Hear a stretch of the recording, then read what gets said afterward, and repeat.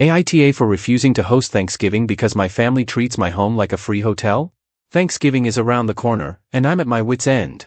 For the past 5 years, I've hosted the holiday at my house, and what used to be something I enjoyed has turned into a nightmare. The problem isn't the cooking or cleaning, it's how my family treats my home like a free hotel.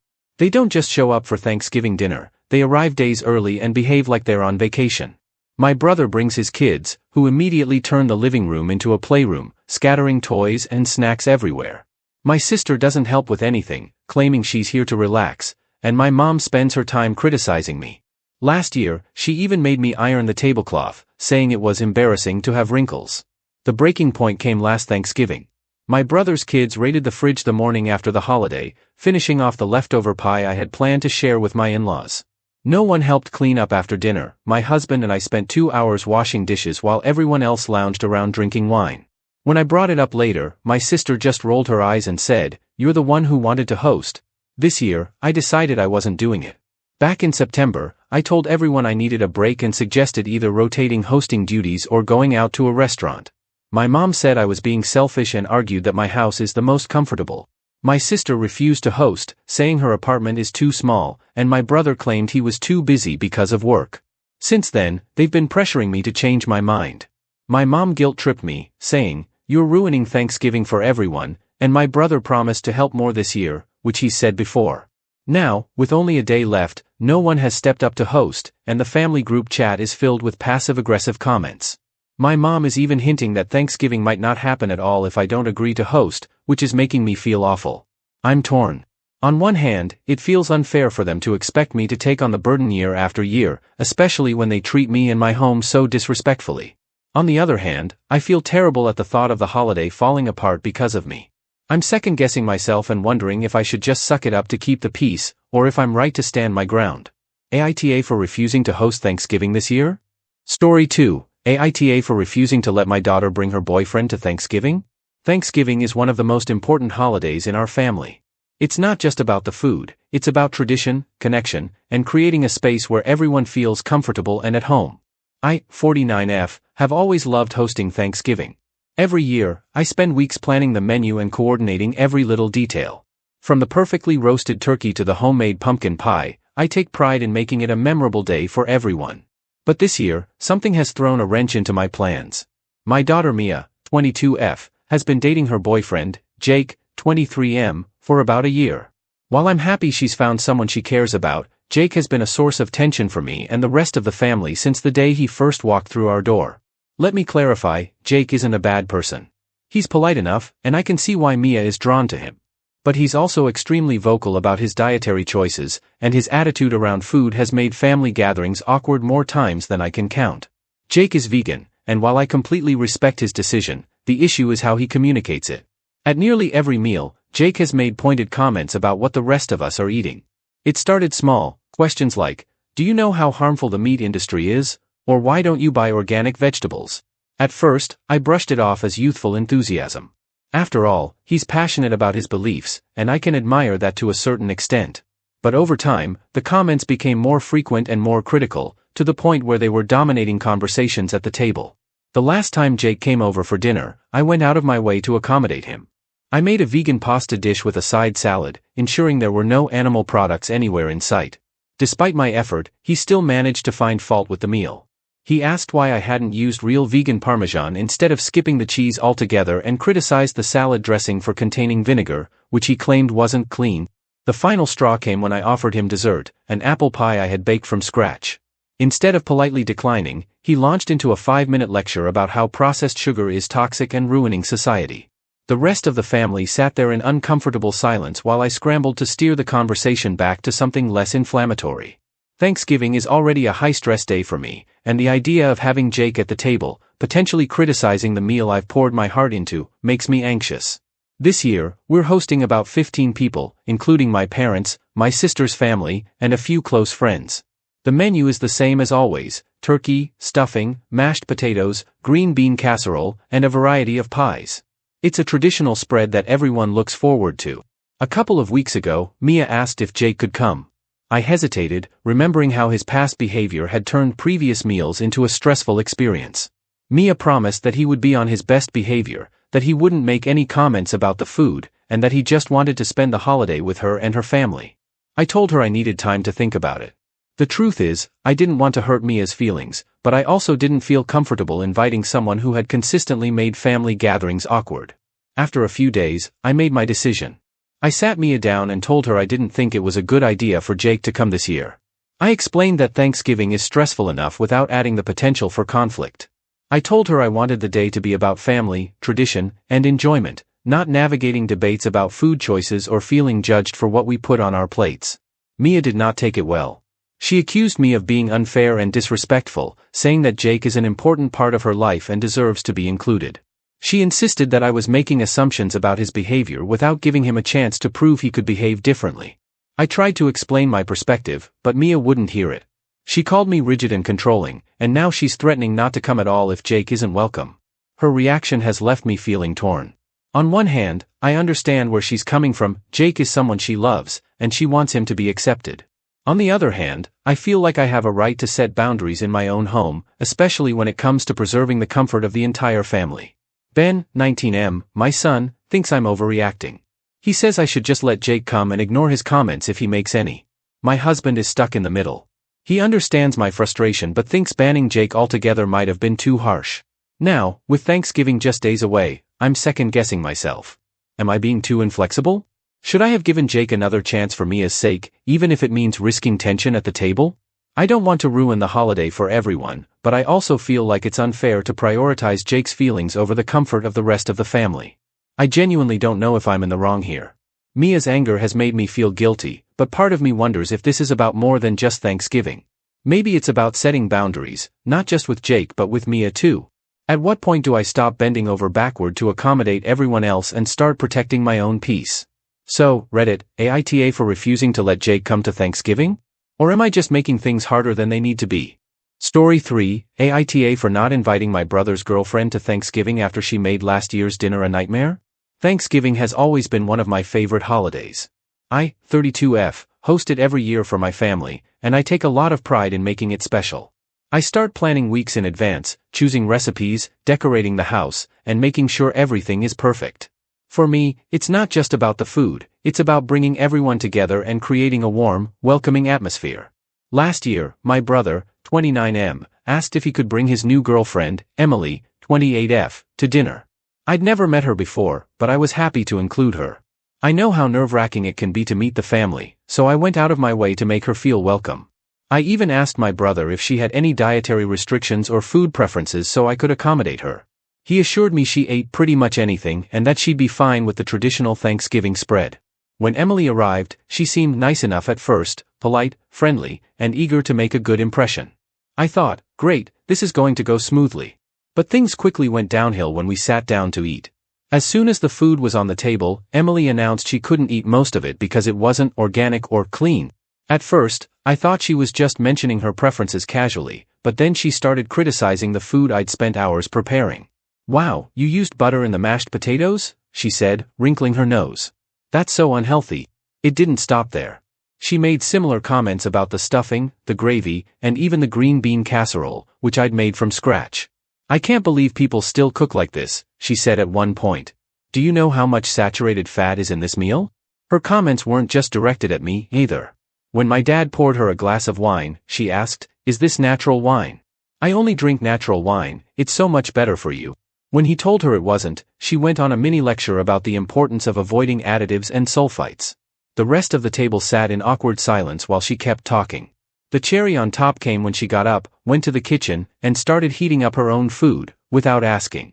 She had brought a small Tupperware of organic quinoa and roasted vegetables, which she proceeded to eat instead of anything I'd made. When I gently suggested she could have let me know about her dietary preferences beforehand, she rolled her eyes and said, "I didn't think I'd need to, considering how aware people are of health these days." I was stunned. I had gone out of my way to make her feel welcome, and she was acting like I'd personally offended her by serving a traditional Thanksgiving meal. I kept my cool during dinner, but after everyone left, I told my brother how hurt and disrespected I felt. He brushed it off, saying, "That's just how Emily is. She doesn't mean anything by it." Fast forward to this year, and I decided I wasn't putting myself through that again. When my brother asked if Emily could come, I told him no. I explained that her behavior last year made me uncomfortable and that I didn't want a repeat of it. He was furious. He called me petty and accused me of punishing her for being health conscious. I tried to explain that it wasn't about her diet, it was about her lack of respect for the effort I put into hosting. Instead of being understanding, she had chosen to critique and dismiss everything I'd made. My mom is on my side. She agrees that Emily was out of line and says I have every right to set boundaries in my own home. But a few other family members think I'm overreacting and that I should give her another chance. My brother keeps texting me, trying to guilt-trip me into changing my mind. He says Emily didn't mean to offend anyone and that I'm blowing things out of proportion. Part of me wonders if I should let it go for the sake of family harmony. I know how much my brother likes her, and I don't want to create tension between us. But another part of me feels like I have every right to protect the space I've worked so hard to create. Thanksgiving is supposed to be a time of joy and togetherness, not a stage for one person to lecture everyone else about their lifestyle choices. I'm also worried that if I give in, it will set a precedent. If Emily can behave like that and still get invited back, what's stopping her from doing it again, or worse? I don't want to spend another Thanksgiving feeling judged and disrespected in my own home. At the same time, I can't shake the guilt. My brother is really upset, and I hate the thought of causing a rift in the family. I'm starting to second-guess myself. Am I being too rigid? Should I have handled this differently? Or am I justified in standing my ground and putting my own comfort first? So, Reddit, AITA for not inviting my brother's girlfriend to Thanksgiving after how she behaved last year? Or am I being unreasonable? Story 4. Wife had an affair while grieving her sister's death, and I don't know how to move forward. 4 years ago, my sister-in-law unexpectedly passed away. It was a devastating loss for my wife. She and her sister were incredibly close, they were best friends, confidants, and practically inseparable. When her sister died, my wife was shattered. She withdrew into herself and became someone I barely recognized. The grief overwhelmed her, and she started resenting everyone around her, including me. At the time, I tried to be as supportive as I could, but nothing I did seemed to help. Our marriage took a huge hit that year. The person I'd fallen in love with, the woman I had built my life with, seemed like a stranger. She lashed out at me frequently, often saying cruel things I knew were coming from a place of pain, but it still hurt.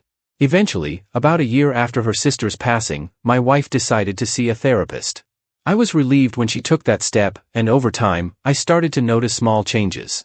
She began opening up again, not fully, but enough to feel like she was returning to herself. Therapy seemed to help her process her grief, and she apologized to me for how she had treated me during that time. I reassured her, telling her that grief affects people differently and that I didn't hold it against her. I wanted to move forward, and it felt like we were on the right track. The next year, our lives seemed to stabilize. We welcomed our first child, a beautiful baby who brought so much joy into our lives. It felt like a fresh start, a new chapter for our family. Watching my wife become a mother made me fall in love with her all over again. She was attentive, loving, and everything I could have hoped for as a partner and co-parent. Our baby is now 2 years old, and for the past couple of years, I thought we had everything we could ever want. Our marriage felt strong, our child was thriving, and life felt perfect. Then, last week, my wife dropped a bombshell on me, and now I don't know if anything will ever feel the same again. One evening, after we'd put our child to bed, my wife told me she needed to talk. She seemed nervous, almost on the verge of tears, and I immediately thought something terrible had happened. I braced myself, not knowing what was coming. She told me she had a confession to make, something her therapist had encouraged her to share with me. Then, through tears, she admitted that during the year after her sister passed away, the darkest period of her life, she'd had an emotional affair with a coworker. She explained that it wasn't physical. They never slept together or crossed that line, but for 3 months, she had leaned on him emotionally in a way that she should have leaned on me. They went on dinner dates, texted frequently, and she poured her heart out to him during that time. Hearing those words felt like a punch to the gut. She assured me she had proof to back up her claims, old messages, emails, anything I'd want to see to confirm that the affair never became physical. But honestly, I didn't care about the evidence. It wasn't about whether or not they'd been intimate. It was the betrayal that hurt the most. During that time, she'd resented me, blamed me for everything, and treated me like the enemy.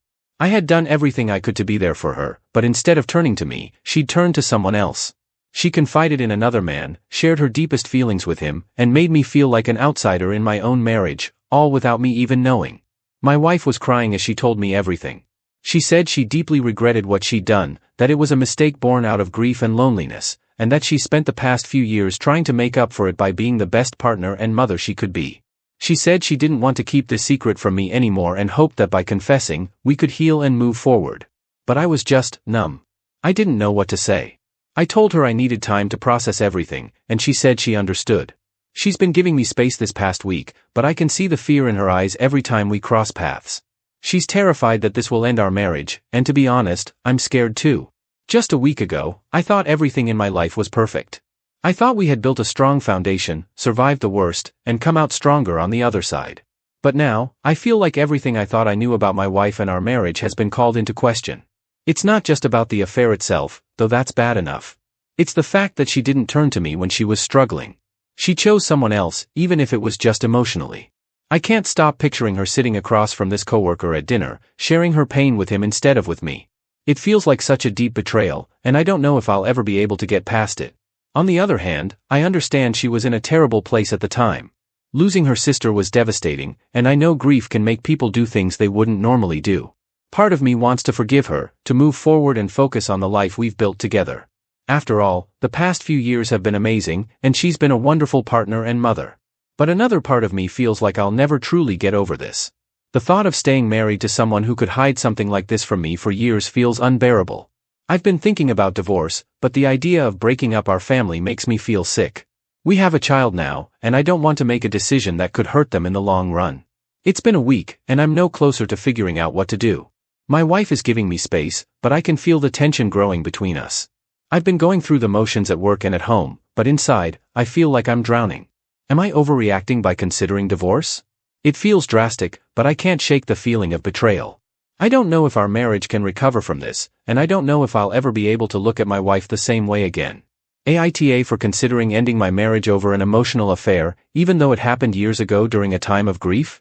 Story 5. My best friend lied about being abused and admitted she was the abuser. Let's call her Jessica, F25. She was my best friend for years, but not anymore, and for good reason. What I learned from her one night destroyed our friendship and left me questioning everything I thought I knew about her. Jessica and I met in high school on the basketball team and became inseparable. We went to parties, clubs, and bars together. She was my go-to for any fun night out. She was 3 years older than me, so by the time she got married and had a child, I was just barely out of high school. Even as our lives diverged, we stayed close. While I was busy with college, we'd catch up on weekends, usually partying and trying to forget about our responsibilities for a little while. Over the years, Jessica confided in me about her marriage. She told me that her husband was abusive and cheated on her regularly. She claimed he even abused their daughter in front of her. I felt horrible for her and encouraged her to leave, offering suggestions on how to fight for custody. But Jessica always said she wasn't ready and needed more time to execute a plan. I respected her decision and tried to help in whatever small ways I could. When I came home on weekends, I'd take her and her daughter out during the day, giving them a break from what I thought was a toxic home. At night, Jessica and I would go out drinking and dancing, trying to forget her problems, at least for a few hours. When I was in my junior year of college, I planned a beach trip with a few friends. I invited Jessica, thinking it would be a chance for her to unwind and get some distance from her chaotic home life. She seemed excited about it at first, but as the trip got closer, she started making excuses about why she might not be able to come. Jessica had recently quit her job, saying it was too stressful, and had burned through her savings and 401k to cover living expenses. I decided to pay for her entire share of the trip because I thought she really needed the break. What I didn't know was that Jessica had never told her husband about the trip and had no intention of coming. I only found out when I arrived at her house to pick her up. Jessica came downstairs in the middle of a heated argument with her husband, who was furious about the trip. He claimed he hadn't known anything about it, and Jessica yelled back that it was fine for her to go. She brought her daughter along, and we dropped her off at her mom's house before heading to the beach. On the drive, Jessica's husband kept calling, accusing me of forcing her to go and questioning my intentions. Jessica brushed him off, but the tension was palpable. When we finally arrived at the beach house, Jessica seemed to relax a bit. The trip started well enough. There were 4 of us, me, Jessica, and 2 of my college friends. We caught up, talked, and started our planned evening of fun.